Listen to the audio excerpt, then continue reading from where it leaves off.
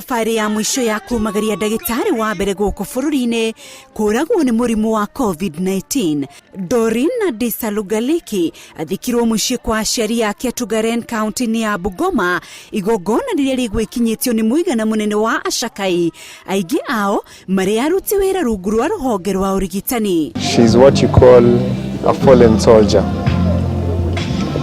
because it's a battle for us. This is not a war of guns, bombs. It's a war against an invisible enemy, and so it's quite sad today. Mũmbunge wa Kiminini Chris Wamalwa nĩ gatagatĩ ka atongoria arĩa magwĩkinyĩtie. Igongona rĩrĩ nĩ riuma na ũgitĩri mũnene ũrĩa ũkũgacĩrithĩtio nĩ maabitha a ũgitĩri arĩa no megũteithagĩrĩria mũingĩ gũkinyanĩria mawatho ma kũhĩtana na mũrimũ wa COVID-19. Hii vita ya corona COVID-19, it is something serious that the government must pay more attention. We are requesting the government of Kenya to provide free PPEs kwa madaktari wote, whether you're in public sector ama you're in the private sector.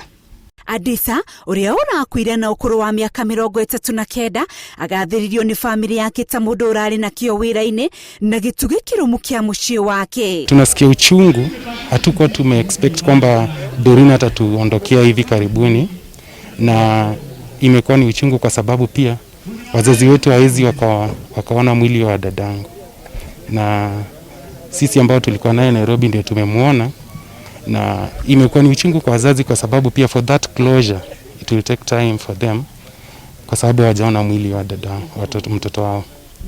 And I'd like to appeal to Kenyans at this time that COVID-19 is real, so let's take utmost precaution against the disease. Maugite ithenya rĩrĩa atigane inene makihoya thirikari kũmateithĩrĩria na rĩ gũthomithia ciana igĩrĩ iria atiga. Adisa akuire wa gatano kiumia kĩhĩtũku thutha wa gũtũrio nĩ ndwari ya COVID-19.